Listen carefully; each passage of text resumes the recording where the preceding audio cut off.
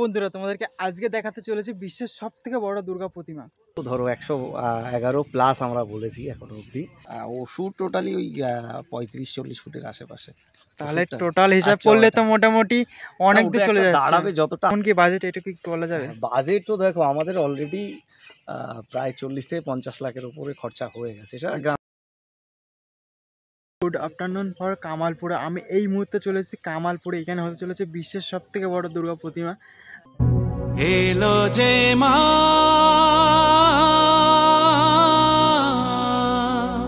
সামনে মেন রোডটি দেখতে পাচ্ছি, রোডের একদম পাশে যে ফাঁকা মাঠটি রয়েছে দেখতে পাচ্ছি। আমি যখন আগে এসেছিলাম তখন ঠিক এই জায়গাটায় করে প্রতিমাটি তৈরি করা হচ্ছিল। যে প্রতিমাটি দেখতে পাচ্ছি ঠিক ওখানে রয়েছে একদম। কতটা পরিমাণে বড় দেখো, ওই মাথা থেকে একদম এই মাথা পর্যন্ত। যে ফাইবারের ছাঁচগুলো দেখতে পাচ্ছ ঠিক মাঠের মধ্যে এইভাবে পড়ে রয়েছে। কত পরিমাণে ছাঁচ পড়ে রয়েছে দেখো একবার। মানে যে প্রতিমাটি তৈরি করা হয়েছিল মাটি দিয়ে সম্পূর্ণ, সো এই প্রতিমার ওপরে এইরকম ছাঁচ দেওয়া হয়েছিল। ছাঁচ দিয়ে তারপরে ওই রকম ফাইবারে একটা সুন্দর প্রতিমা একদম তৈরি করে ফেলেছে। এই যে তোমরা দেখতে পাচ্ছ প্রতিমার হাত দেখতে পাচ্ছ, একটি দেখতে পাচ্ছ কতটা বড় পরিমাণে রয়েছে। আর এখানে দেখতে পাচ্ছ যে ছোট প্রতিমাটি রয়েছে, যেটা পুজো করা হবে আর কি। এখানে কাজ চলছে তৈরি করার। একদম আমার সমান হাইট, দেখো কতটা বড়। দেখো মোটামুটি একদম আমার সমান হাইট। আর এটা হলো বিশ্বের সবথেকে বড় দুর্গা প্রতিমা। সবার মা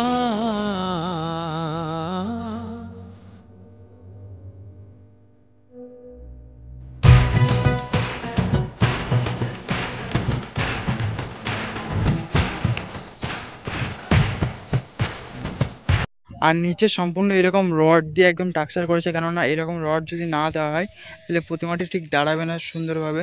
দেখতে পাচ্ছ সম্পূর্ণ টাক্সারের নিচে যে ফাইবারের কাজ করেছে তার নিচে এরকম সম্পূর্ণ রড দেওয়া রয়েছে। দেখতে পাচ্ছ কেন ঝালাই করে কোনো একটা কাজ চলছে। দাদা এটা কিসের কাজ চলছে? আচ্ছা, এটা অসুরের মাথা তৈরি হচ্ছে। আপনাদের কেমন লাগছে এখানে? আচ্ছা, ভালো লাগছে। এত বড় একটা দুর্গা প্রতিমা হচ্ছে, আপনাদের কেমন লাগছে? ভালো লাগছে। বহু জায়গা থেকে লোকজন আসবে। না না, এটাই প্রথম। আমাদের প্রথম, মানে 55 বছর ধরে হচ্ছে। আচ্ছা, এবারটাই বড়। এবারটা সব থেকে বড় দুর্গা প্রতিমা তৈরি করা হচ্ছে। এটাই সবচেয়ে বড়। এখানে কত পরিমাণে বাঁশ পড়ে রয়েছে, একদম অসুরের কাজ এখন চলছে। দুর্গা প্রতিমাটি সম্পূর্ণ কমপ্লিট হয়ে গেছে, তৈরি হয়ে গেছে। আর রাস্তা থেকে কেমন লাগছে অবশ্যই তোমাদেরকে দেখাবো একবার। 111 ফুটের থেকেও বেশি, মানে বিশ্বের সব থেকে বড় দুর্গা প্রতিমা কামালপুর অভিযান সংঘ ক্লাব মাঠ প্রাঙ্গণে। অনেকদিন পরে দাদার সাথে দেখা হলো। হ্যাঁ, আমরাও ভালো আছি। তো ফাইনালি কত ফুট হতে চলেছে এবার দুর্গা প্রতিমা? ফুট তো ধরো 111+ আমরা বলেছি এখনো অবধি। এবার দেখো এখানে যে স্ট্রাকচারের কাজ শুরু হয়েছে, ওটা দিয়ে যখন মাতৃ প্রতিমা দাঁড় করানো হবে তখন সঠিক একটা আন্দাজ করা যাবে একেবারে সঠিক। অনেকের মুখে নাকি শুনছি 125 ফুট। হ্যাঁ, 125 ফুট তো এটা আমরা বলেছিলাম। এখন সবটাই 111 ফুট প্লাস ধরেই চলাটাই বেটার। হ্যাঁ, কেননা ওই প্রতিমা যখন দাঁড় করানো হবে, বুকে যখন অ্যাপ্লাই করেছিলাম তখন ওটা করেছিলাম। আচ্ছা আচ্ছা। তো কাজ তো প্রায় কত পার্সেন্ট হয়েছে? দেখো কাজ হচ্ছে মা দুর্গার পুরো টোটাল ফাইবারের কাজটা কমপ্লিট, দেখতেই পাচ্ছ। ওই আগে পুরনো যেটা রয়েছে ওখান থেকে তো উঠেই গেছে, ওটা আর কোনো প্রয়োজন নেই। এই যে মা দুর্গা টোটাল সম্পূর্ণ, এই মায়ের যে 10খানা হাতের কাজও কমপ্লিট হয়ে গেছে। হ্যাঁ, এখন এই মা দুর্গার শুধু রংটা, ফাইনাল রংটা বাকি রয়েছে। এছাড়া ওষুধটাও দেখতে পেয়েছি, ওষুধের কাজ চলছে অলরেডি, ফাইবারের কাজ চলছে ওটাও। ওটা হয়ে গেলে আমাদের স্ট্রাকচার আর কয়েকদিন লাগবে। ওটা রেডি করলে কাজটা মোটামুটি আমাদের প্রায় কমপ্লিট। আর যেটাই পুজো হবে আমাদের সেটা তো ওই যে প্রতিমাটা তৈরি কাজ চলছে আর কি, যেটা আমাদের পুজো হবে। অ্যাকচুয়ালি এটা তো ফাইবারের, ওটা যেটা সবাই মাটির মূর্তি মনে করে, মাটি তো না, এটা ফাইবার দিয়ে হচ্ছে। যেটা সবাই ভেবেছিল মাটি দিয়ে সম্পূর্ণ কাজ চলবে, হয় না, ওটা মাটিতে হয় না। আমরা বারবার করে বলেছি যেটা ফাইবারের, খুব হালকা ওজনের হবে। এটা লোহার আর বাঁশের স্ট্রাকচারের সাথে দাঁড়িয়ে থাকবে। তো এটা ওষুধটা কত ফুট হতে চলেছে এবার? ওষুধ টোটালি ওই 35-40 ফুটের আশেপাশে। তাহলে টোটাল হিসাব করলে তো মোটামুটি অনেক দূর চলে যাচ্ছে। দাঁড়াবে যতটা আসে, ঠিক আছে। দেখো সমস্ত কিছু তো দাঁড় করানোর উপর নির্ভর করছে, অনেকটা কতটা এসে দাঁড়াচ্ছে টোটাল। এবার সেটা আমাদের নিচের বেস হবে একটা, সেইভাবে। ওষুধটার উপরে যে দুর্গা প্রতিমাটা কি থাকবে সেটা হ্যাঁ, ওষুধটার উপরেই থাকবে। এবার ওর যে পজিশন আছে, সেটা মাথার পজিশনটা কোথায় দাঁড়াবে। এই যে মাথাটা তৈরি হচ্ছে দেখতেই পাচ্ছ, এই ওষুধের যে মাথাটা তৈরি হচ্ছে, সেটা এটা এখানেই, এই যেখানে তৈরি হচ্ছে ওষুধের মাথাটি দেখতে পাচ্ছ। আগেও তোমাকে দেখিয়েছি। তাড়াতাড়ি বড় যেহেতু করছি, তো একটা সেফটির দিকে আমরা সবসময় খেয়াল রাখছি। ধরো এই যে স্ট্রাকচার হচ্ছে না, এর চারপাশে 120 ফুট দূরে কেউ কোনো দর্শক প্রবেশ করতে পারবে না, আচ্ছা সব দূর থেকে দেখবে। আচ্ছা হ্যাঁ, তারপরে ধরো এই মাঠটা টোটাল ওপেন রয়েছে, টোটাল ওপেন থাকবে। এখানে ধরো যারা আসবে একবার দর্শনার্থীরা পৌঁছে গেলে আর অসুবিধা হবে না। তারপরে যেহেতু- ধরো রাস্তাটা আমাদের যেটা দেখতে পাচ্ছ দুই সাইডে দেখবে কাজ হয়ে অনেকটা পরিষ্কার হয়েছে, রাস্তাটাও অনেকটা চওড়া হয়ে গেছে। এটা প্রধানমন্ত্রী সড়ক যোজনার রাস্তা ছিল, তো এখন প্রায় ওটা 22-25 ফুট চওড়া দেখাবে। সাইডে হয়তো ইটার কাঁচা অংশ কিছু থাকবে। আচ্ছা তো অসুবিধা হবে না, সবাই আসলে পরে অসুবিধা হবে না। হয়তো কোনো এছাড়া- প্রবলেম না হলে সারা মাঠের মধ্যে সবাইকে এড়িয়ে দেওয়া টোটালি যাবে। সারা মাঠটাই তো ফাঁকা থাকছে আমাদের। আর ধরো এটা আমরা একটা সেফটির জায়গাকে যাচ্ছি, যেখানে ঠাকুর থাকছে সেখানে কোনো দর্শকই তো যাচ্ছে না, এটা ওপেন মোটামুটি- থাকছে, কোনো প্যান্ডেল হচ্ছে না। দর্শক যা হচ্ছে সারা মাঠের মধ্যে 120 ফুট দূর থেকে মোটামুটি হ্যাঁ। সারা মাঠ ধরে দেখবে মানুষজন। সারা মাঠ ধরে দেখবে, ঠিক কোনো আছে। সে এবং নিয়ে problem হবে ইলেকট্রিক না। লাইনগুলো আমরা কোথাও নিচে দিয়ে রাখছি না, যে দুটো মাঠের মধ্যে দুটো টাওয়ার তৈরি হবে, সেখান থেকে চারপাশে লাইটটা হবে।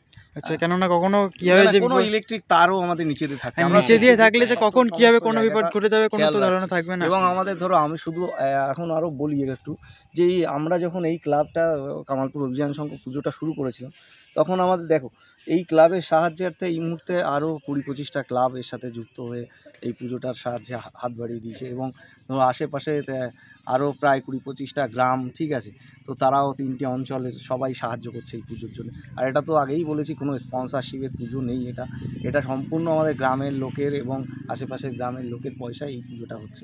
হ্যাঁ, তো এটা একটা গ্রামের আবেগ বলতে পারো, সবাই একটা আবেগে রয়েছে। কারণ অনেকেই উৎসাহিত রয়েছে এই পুজোটা নিয়ে। উৎসাহ, এই প্রচুর উৎসাহ। দেখো সব মিডিয়াই তো কাভারেজ হয়েছে, সে তো অবশ্যই। মানে আমাদের রাজ্যের মিডিয়া, ন্যাশনাল মিডিয়া, সমস্ত মিডিয়ায় কাভারেজ হয়েছে। তো মানুষকে, আর আমরা এই জিনিসটা কি, পুজোটা তো আমি ছোট করতেই পারতাম, হ্যাঁ সে তো আগেও বলেছি, পুজো তো 54 বছর ধরে ছোট পুজোই ক্লাবের মধ্যে হয়ে করে এসেছি। চলেছে। হঠাৎ করে এই বড় পুজো কেন করলাম, সবার মনে একটা প্রশ্ন থাকতে পারে।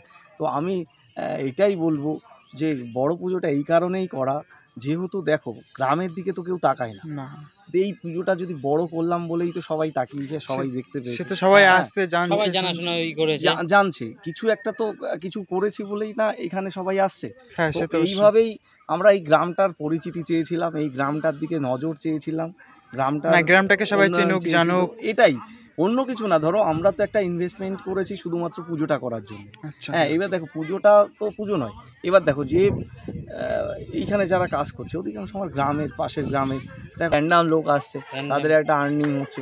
এরপরে ধরো কিছু লোক এখানে যদি পুজোর সময় দোকানও করে, তো তাদেরও একটা আর্নিংয়ে যাবে। এটা শুধু পুজো হিসাবে বললে আমি বলবো পুজো না, এটা পুজো নয়, এটা একটা টোটালি একটা ইনফ্রাস্ট্রাকচার, টোটালি একটা ইকোনমিক দিকে যদি তাকাও তাহলে এটা আছে।